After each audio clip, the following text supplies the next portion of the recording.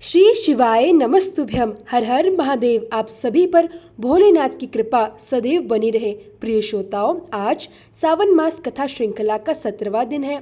आज दिन है शनिवार, जो शनिदेव भगवान के अनुशासन प्रिय, प्रहरी और धैर्य एवं तपस्या के देवता के रूप में पूज्य है। आज हम श्रद्धा से वंदन करते हैं भगवान शिव के महाकाल रूप को, जो काल के भी स्वामी है, जो पापियों को दंड देते हैं और अपने भक्तों को अमोघ शरण प्रदान करते हैं।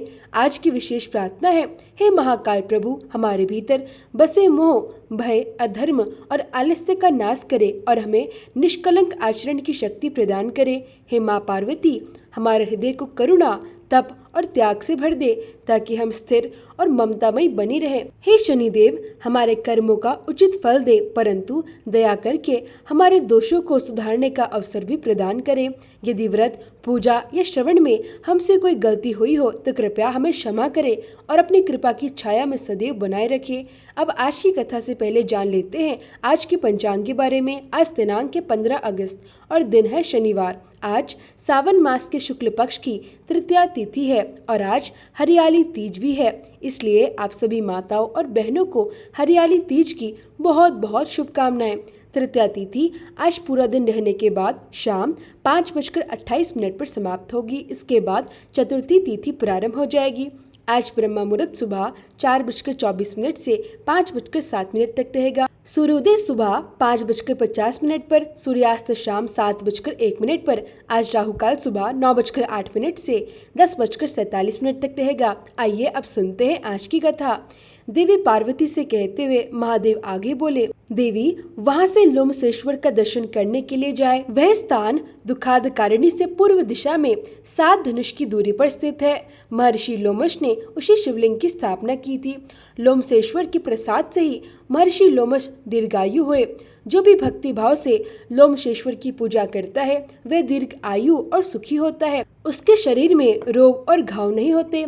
लोमशेश्वर के पश्चिम भाग में 5 धनुष की दूरी पर तणविदुश्वर लिंग प्रतिष्ठित है। मुनिश्रेष्ठ ऋण बिंदु प्रत्येक मास में कुश के अग्रभाग से केवल 1 बिंदु जल ग्रहण करके तपस्या करते हैं। इस प्रकार अनेक वर्षों तक प्रभास क्षेत्र में मेरी आराधना करके उन्होंने परम सिद्धि प्राप्त की। महादेव जी आगे कहते हैं, देवी वहाँ से परम उत्तम चित्रपथा नदी के समीप जाए। वह नदी ब्रह्मकुंड और चित्र आदित्य के मध्य होकर बहती है। जिस समय यमदूत चित्र को शरीर सहित उठाकर ले गए, उस समय यह समाचार सुनकर उनकी बहन नेत्रा को अत्यंत दुख हुआ। तब वहित्रा नदी के रूप में परिवर्तित होकर अपने भाई की खोज करते करते समुद्र में समा गई। ब्राह्मणों ने उसी का नाम चित्रपथा रख दिया। जो मनुष्य चित्रपथा में स्नान करके चित्र आदित्य का दर्शन करता है वह सूर्य देव के परम धाम को प्राप्त होता है। कलयुग में चित्रपथा नदी अंतर्ध्यान हो गई है। केवल वर्षा ऋतु में ही उसका दर्शन होता है। भोजन करके या बिना भोजन किए, रात्रि में या दिन में, पर्व के समय या बिना पर्व के, मनुष्य पवित्र हो या अपवित्र, जब जहाँ और जिस अवस्था में चित्रपथा नदी का दर्शन करता है वही उसका पुण्यकाल होता है। उसका दर्शन ही पुण्य पर्व है। कोई विशेष समय ही उसकी महिमा का कारण नहीं होता। स्वर्ग में रहने वाले पितर उस नदी का दर्शन करके हर्ष से गाने और हंसने लगते हैं कि हमारे वंश का कोई यहाँ आकर श्राद्ध करेगा और हमें एक कल्प तक के लिए तृप्त कर देगा। ऐसा जानकर सभी पापों के नाश और पितरों की तृप्ति के लिए वह स्नान और श्राद्ध अवश्य करना चाहिए। महादेव जी कहते हैं, देवी ब्रह्मकुंड के उत्तर भाग में रूपकुंड स्थित है। वहाँ स्नान करने से मनुष्य चोरी के पाप से मुक्त हो जाता है। उसमें स्नान करने के प्रभाव से उसके वंश में 7 जन्मों तक कोई चोर और क्रूर नहीं होता। जो शास्त्र से मारे गए हों अथवा पापी रहे हों, ऐसे पूर्वजों की मुक्ति के लिए वह शिवरात्रि के दिन विशेष रूप से पिंडदान आदि कार्य करना चाहिए। महादेव जी आगे कहते हैं, वही उत्तम रत्नेश्वर लिंग स्थित है जिसकी स्थापना स्वयं भगवान विष्णु ने की है। जो मनुष्य रत्न कुंड में स्नान करके रत्नेश्वर की पूजा करता है वह 7 जन्मों तक लक्ष्मीवान, बुद्धिमान तथा गाय, बैल आदि पशुओं से संपन्न होता है। जो श्रवण नक्षत्र और द्वादशी के योग में विधि पूर्वक उपवास करके भक्ति भाव से उनकी पूजा करता है वह अपनी मनोवांछित फल की प्राप्ति करता है। देवी वह स्थान मुझे विशेष प्रिय है। मैं वहाँ सदा निवास करता हूँ और प्रलय काल में भी उसका त्याग नहीं करता। वह सुदर्शन चक्र नामक वैष्णव क्षेत्र भी कहा गया है। उसका विस्तार चारों ओर 36-36 धनुष तक है। इस सीमा के भीतर जो भी अदम प्राणी कालवश मृत्यु को प्राप्त हो जाते हैं उन्हें भी परम पद की प्राप्ति होती है। जो लोग वह भगवान विष्णु की प्रसन्नता के लिए सोने का गरुड़ और पीताम्बर दान करते हैं उन्हें यात्रा का उत्तम फल प्राप्त होता है। रत्नेश्वर से उत्तर दिशा में 3 धनुष की दूरी पर विनीता नंदन गरुड़ द्वारा स्थापित वेंकटेश्वर लिंग स्थित है। जो मनुष्य पंचमी के दिन भक्ति भाव से गरुड़ेश्वर की पूजा करता है उसे 7 जन्मों तक सर्प जनित विष का भय नहीं होता। जो वेंकटेश्वर को पंचामृत से स्नान कराकर विधि पूर्वक उनका पूजन करता है वह स्वर्गलोक में आनंद का भोग करता है। महादेव जी आगे कहते हैं, हे देवी, इसके बाद सावित्री से नैऋत्य कोण में स्थित अश्वारूढ़ राज भटारक रेवंतक का दर्शन करने के लिए जाएं। उनके दर्शन मात्र से मनुष्य सभी विपत्तियों से मुक्त हो जाता है। जो रविवार युक्त सप्तमी तिथि में उनकी पूजा करता है उसके वंश में कोई भी मनुष्य दरिद्र नहीं होता, इसलिए यत्न पूर्वक उनकी पूजा करनी चाहिए। महादेव जी आगे कहते हैं, पार्वती, मध्य देश में अश्वपति नाम से प्रसिद्ध एक धर्मात्मा राजा थे जो सभी प्राणियों के हित में तत्पर, क्षमावान, सत्यवादी और जितेंद्रिय थे, किंतु उनकी कोई संतान नहीं थी। एक समय राजा अश्वपति ने प्रभास क्षेत्र की यात्रा की। यहाँ के पवित्र तीर्थों में भ्रमण करते हुए वे सावित्री स्थल पर पहुँचे। वहाँ उन्होंने सावित्री व्रत का विधि पूर्वक अनुष्ठान किया। इस व्रत के प्रभाव से ब्रह्मा जी की प्रिय पत्नी भूर्भुवः स्वः स्वरूपा सावित्री देवी उन पर प्रसन्न हो गई और मूर्तिमती होकर उनके नेत्रों के सामने प्रकट हो गई। उनके हाथ में कमंडल शोभा पा रहा था। उनके मुख तथा नेत्र प्रसन्नता से खिले हुए थे। सावित्री बोली, राजन, वर मांगिए। राजा ने कहा, देवी, मुझे संतान चाहिए। तब सावित्री बोली, राजन, तुम्हें एक पुत्री की प्राप्ति होगी। ऐसा कहकर सावित्री देवी अंतर्ध्यान हो गई। कुछ समय बाद राजा अश्वपति के यहाँ एक दिव्य रूप धारण करने वाली कन्या उत्पन्न हुई। सावित्री की पूजा से प्रसन्न होकर स्वयं सावित्री देवी ने ही वह कन्या प्रदान की थी, इसलिए ब्राह्मणों ने उसका नाम भी सावित्री रख दिया।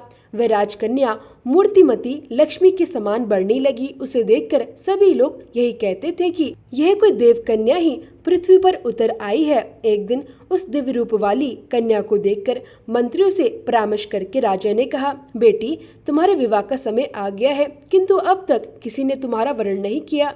मैं जब विचार करता हूँ तब यहाँ तुम्हारे योग्य कोई वर दिखाई नहीं देता, इसलिए ऐसा कोई उपाय करना आवश्यक है जिसमें मैं देवताओं आदि के द्वारा निंदनीय न हो जाऊं।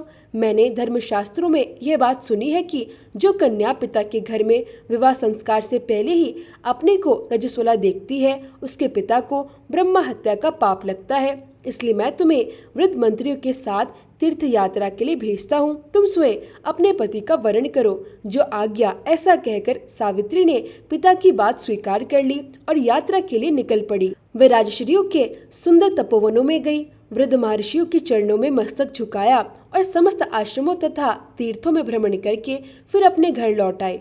वहां उसने अपने सामने आसन पर विराजमान देवऋषि नारद को देखा। प्रणाम करके उसने अपने पिता से कहा, शाल्व देश में एक धर्मात्मा क्षत्रिय राजा राज्य करते हैं। उनका नाम द्युमत्सेन है। वे देववश अंधे हो गए। उनका सामंत जो पहले से ही उनसे वैर रखता था उसने अवसर देखकर उनका राज्य छीन लिया। राजा द्युमत्सेन अपनी पत्नी के साथ वन में चले गए। उनकी पत्नी की गोद में एक छोटा सा बालक भी था। राजा का वह पुत्र वन में ही बड़ा हुआ है। वह परम धर्मात्मा है। उसका नाम सत्यवान है। सत्यवान ही मेरे मन के अनुरूप पति है। मैं उन्हीं को प्राप्त करना चाहती हूँ। नारद जी ने कहा, राजन, सावित्री अभी बालिका है, फिर भी इसने गुणवान सत्यवान का वर्ण किया है। उसके पिता सत्य बोलते हैं, उसकी माता भी सत्य बोलती है और वह स्वयं भी सत्य बोलता है। इसलिए मुनियों ने उस राजकुमार का नाम सत्यवान रखा है। सत्यवान को अश्व अत्यंत प्रिय है। वह मिट्टी के अश्व अर्थात घोड़े बनाया करता है और अश्वों के चित्र भी बनाता है, इसलिए उसका दूसरा नाम चित्राश्व है। किंतु उसे स्वीकार करके सावित्री ने बहुत बड़ा कष्ट अपने ऊपर ले लिया है। द्युमत्सेन का वह पुत्र शिक्षा, दान और गुणों में देवताओं के समान है। वह उशीन राज शिवी के समान सत्यवादी और ब्राह्मण भक्त है। वह ययाति के समान उदार, चंद्रमा के समान सुंदर, अश्विनी कुमारों के समान रूपवान और अत्यंत बलवान भी है, किंतु उसमें एक दोष है। आज से 1 वर्ष पूरा होने पर उसकी आयु समाप्त हो जाएगी और वह अपना शरीर त्याग देगा।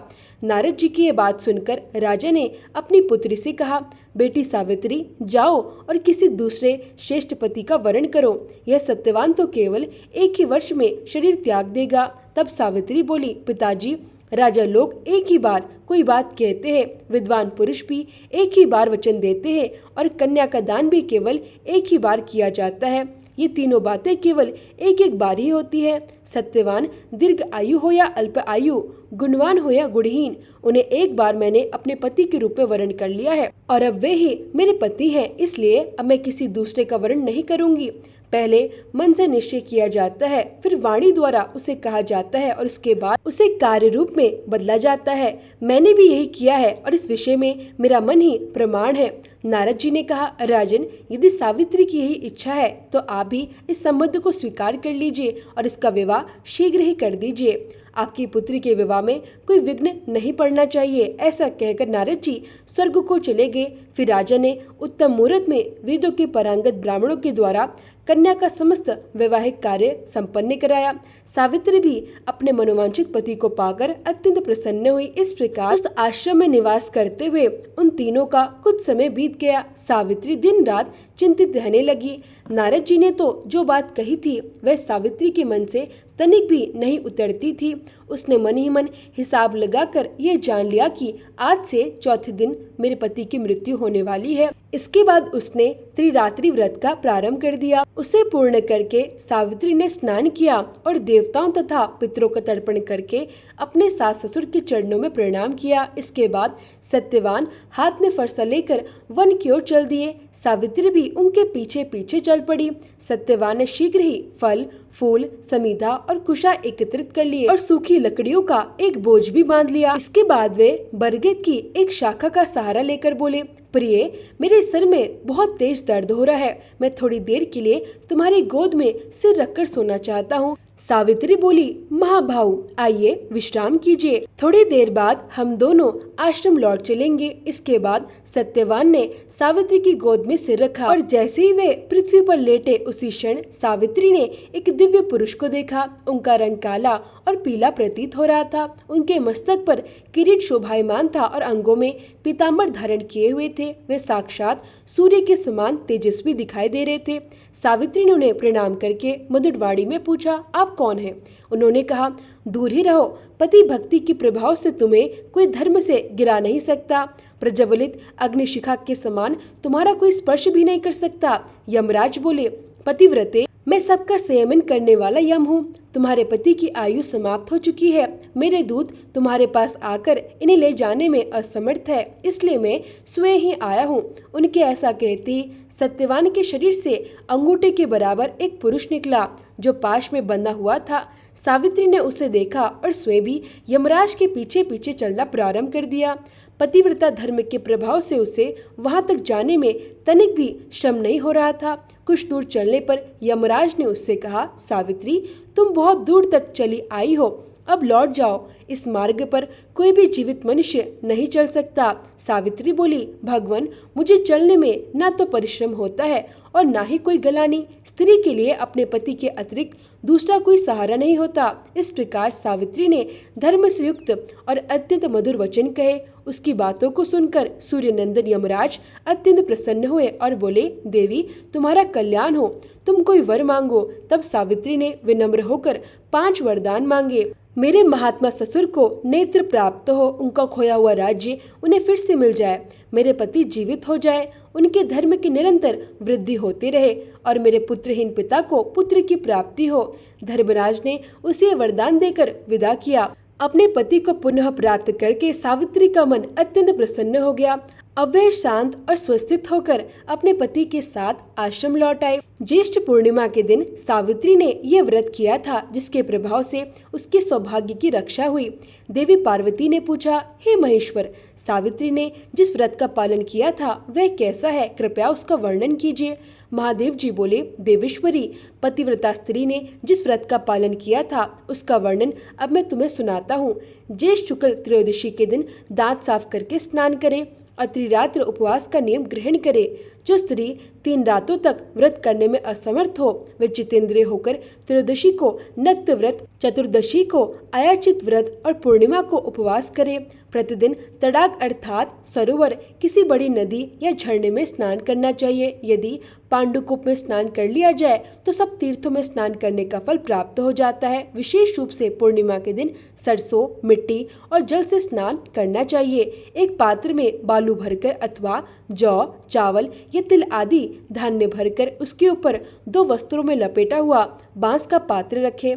उसमें सोने, चांदी अथवा मिट्टी से बनी हुई सावित्री देवी और ब्रह्मा जी की सर्वांग सुंदर प्रतिमा स्थापित करें। इसके बाद उन प्रतिमाओं पर 2 लाल वस्त्र चढ़ाएं और अपनी सामर्थ्य के अनुसार उन दोनों विग्रहों की श्रद्धा पूर्वक पूजा करें। चंदन, सुगंधित पुष्प, धूप, दीप, नैवेद्य, तोरई या लटजीरा के फूल, कुमड़ा और ककड़ी के फल, नारियल, छुहारा, केत, अनार, जामुन, नींबू, नारंगी, कंकोल, कटहल, जीरक, खांड, गुड़, लवण, चरभट तथा सप्त धान्य आदि वस्तुएं बांस के पात्रों में रखकर अर्पित करें। कंठसूत्र को सुंदर केसर और कुमकुम से रंगे। इसके बाद मंत्रोच्चार पूर्वक पूजा करें। मंत्र इस प्रकार है, ओमकार पूर्व देवी पुस्तक धारिणी देवीम्बिके नमस्तुभ्यम वैद्यम प्रछमे, अर्थात वीणा और पुस्तक धारण करने वाली सच्चिदानंदमयी माता सावित्री देवी आपको नमस्कार है। आप मुझे अखंड सौभाग्य प्रदान करें। इस प्रकार पूजा और प्रार्थना करके अनेक स्त्री पुरुषों के साथ गाना बजाना करते हुए वहां जागरण करें। श्रेष्ठ ब्राह्मणों से सावित्री की कथा कहलवाएं। ब्रह्मा जी और सावित्री जी का विवाह कराए। पूजा की सारी सामग्री वैदिक ब्राह्मणों को दान करे। जिस ब्राह्मण की जीविका कठिनाई से चलती हो ऐसे निर्धन अग्निहोत्री ब्राह्मण को सावित्री की प्रतिमा दान करें। उसी रात ब्राह्मण दंपति को निमंत्रित करें और प्रातःकाल वट वृक्ष के नीचे सावित्री देवी के सम्मुख उन्हें भोजन कराए। वहाँ एक एक ब्राह्मण को भोजन कराना कोटि कोटि ब्राह्मणों को भोजन कराने के समान पुण्यदायक कहा गया है। ब्राह्मणों को भोजन कराते समय कड़वे तेल अर्थात सरसों के तेल से बना हुआ व्यंजन ना परोसे। स्त्री को खट्टा और खारा भोजन कभी नहीं देना चाहिए। 5 प्रकार के मधुर भोजन कराए। दूध और घी में बने हुए पुए, अशोक व्रतिका नाम का एक प्रकार का पकवान, छुआरे के साथ बनी हुई पूपिका, घी और गुड़ से बना हुआ हलवा तथा मोदक। जो स्त्री इस प्रकार व्रत और पूजा करती है वह धन्य धान्य और संतानों से संपन्न होती है। उसका वंश सदा भरा पूरा रहता है। उसके कुल में कभी कोई स्त्री विधवा नहीं होती। यदि तीर्थ में भोजन कराने की सुविधा ना हो तो घर आकर ब्राह्मणों को भोजन कराए, जिससे सावित्री देवी प्रसन्न हो। इसी प्रकार अपने घर पर आकर पितरों के लिए पिंडदान पूर्वक श्राद्ध भी करे। इससे पितर संतुष्ट होते हैं, ऐसा ब्रह्मा जी का कहना है। अपने घर में श्राद्ध और दान करने से तीर्थ की अपेक्षा भी 8 गुना अधिक पुण्य प्राप्त होता है, क्योंकि वहाँ पर नीच पुरुषों की दृष्टि नहीं पड़ती। पितरों का श्राद्ध एकांत और गुप्त रूप से करना चाहिए। नीच पुरुषों की दृष्टि से दूषित होने पर वह श्राद्ध पितरों को प्राप्त नहीं होता। इसलिए प्रयत्न पूर्वक श्राद्ध को गुप्त रखकर ही करे, वही पितरों के लिए तृप्तिदायक होता है। जय भोलेनाथ। आज के अध्याय में बस इतना ही। अब सुनिए शिव चालीसा पाठ। श्री गणेश गिरिजा सुवन मंगल मूल सुजान, कहत अयोध्या दास तुम देहु अभय वरदान। जय गिरिजापति दीन दयाला, सदा करत संतन प्रतिपाला। भाल चंद्रमा सोहत नीके, कानन कुंडल नाग फनीके। अंग गौर शिर गंग बहाए, मुंड माल तन शार लगाए। वस्त्र खाल बागंबर सोहे, छवि को देखी नागमन मोहे। मेना मातु की हवे दुलारी, बाम अंग सोहत छवि न्यारी। कर त्रिशूल सोहत छवि भारी, करत सदा शत्रुवन शयकारी। नंदी गणेश सोहतः कैसे, सागर मध्य कमल है जैसे। कार्तिक श्याम और गणाऊं, या छवि को कही जात ना काऊं। देवन जब ही जाय पुकारा, तभी दुख प्रभु आप निवारा। किया उपद्रव तारक भारी, देवन सब मिली तुम ही जुहारी। तुरत छडानन आप पठाइयो, लवनिमेष मह मारी गिरायूं। आप चलंदर असुर संहारा, सुयस तुम्हारा विदित संसारा। त्रिपुरासुर सन्न युद्ध मचाई, सभी कृपा कर लीन बचाई। किया तप ही भागीरथ भारी, पूरा प्रतिज्ञा तासु पुरारी। दानिन मह तुम सम कोहु नाही, सेवक स्तुति करत सदाही। वेद नाम महिमा तब गाई, अकत अनादि भेद नहीं पाई। प्रकटी उदती मंथन में ज्वाला, जरत सुरासुर भय विहाला। किन्हीं दयातः करी सहाय, नीलकंठ तब नाम कहाय। पूजन रामचंद्र जब कीना, जीत के लंक विभीषण दीना।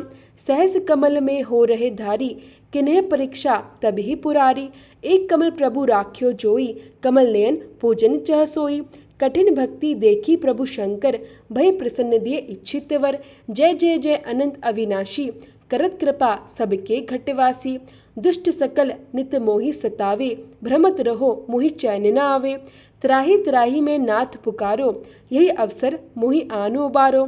ले त्रिशूल शत्रुवन को मारो, संकट से मोहि आनो बारो। माता पिता भ्राता सब होई, संकट में पूछत नहीं कोई। स्वामी एक है आस तुम्हारी, आए हरहु मम संकट भारी। धन निर्धन को देत सदाही, जो कोई जाचे सो फल पाही। स्तुति के ही विधि करे तुम्हारी, शमुनाथ अब चूक हमारी। शंकर हो संकट के नाशन, मंगल कारण विघ्न विनाशन। योगी यति मुनि ध्यान लगावे, शारद नारद शीश नवावे। नमो नमो जय नमः शिवाय, सुर ब्रह्मादिक पार न पाए। जो ये पाठ करे मन लाई, तापर होता है शंभु सहाय। ऋणिया जो कोई हो अधिकारी, पाठ करे सो पावनहारी। पुत्रहीन कर इच्छा जोई, निश्चय शिव प्रसाद तय होई। पंडित त्रयोदशी को लावे, ध्यान पूर्वक होम करावे। त्रयोदशी व्रत करे हमेशा, ताके तन नहीं रहे कलेशा। धूप दीप नैवेद्य चढ़ावे, शंकर सम्मुख पाठ सुनावे। जन्म जन्म के पाप नसावे, अंत धाम शिवपुर में पावे। कहे अयोध्या दास आज तुम्हारी, जानी सकल दुख हरो हमारी। नित नेम कर प्रातः ही, पाठ करो चालीसा।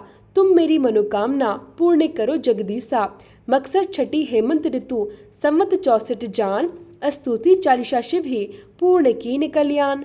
ओम जय शिव ओमकारा, स्वामी जय शिव ओमकारा।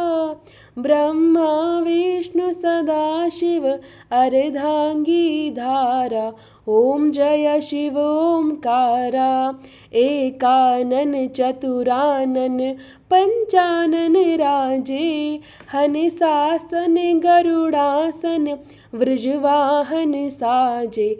ओम जय शिव ओमकारा। दो भुज चार चतुर्भुज, 10 भुज अति सोहे। त्रिगुण रूप निरखते, त्रिभुवन जन मोहे। ओम जय शिव ओमकारा। अक्षमाला वनमाला, मुंडमाला धारी। त्रिपुरारी कंसारी, करमाला धारी। ओम जय शिव ओमकारा। श्वेतांबर पीतांबर, बागंबर अंगे। सनकादिक गरुड़ादिक भूतादिक संगे। ओम जय शिव ओमकारा। कर के मध्य कमंडल, चक्र त्रिशूल धारी। जग करता जग भरता, जग संघार करता। ओम जय शिव ओमकारा। ब्रह्मा विष्णु सदा शिव, जानत अविवेका। प्रणवाक्षर के मध्य, ये तीनों एका। ओम जय शिव ओमकारा। पर्वत सोहे पार्वती, शंकर कैलासा। भांग धतूर का भोजन, भस्मी में वासा। ओम जय शिव ओमकारा। जटा में गंग बहत है, गल मुंडन माला। शेष नाग लिपटावत, ओढ़त मृग छाला। ओम जय शिव ओमकारा। काशी में विराजे विश्वनाथ, नंदी ब्रह्मचारी। नित उठ दर्शन पावत, महिमा अति भारी। ओम जय शिव ओमकारा। त्रिगुण स्वामी जी की आरती, जो कोई नर गावे। कहत शिवानंद स्वामी, कहत हरि हर स्वामी, मनोवांछित फल पावे। ओम जय शिव ओमकारा, स्वामी जय शिव ओमकारा।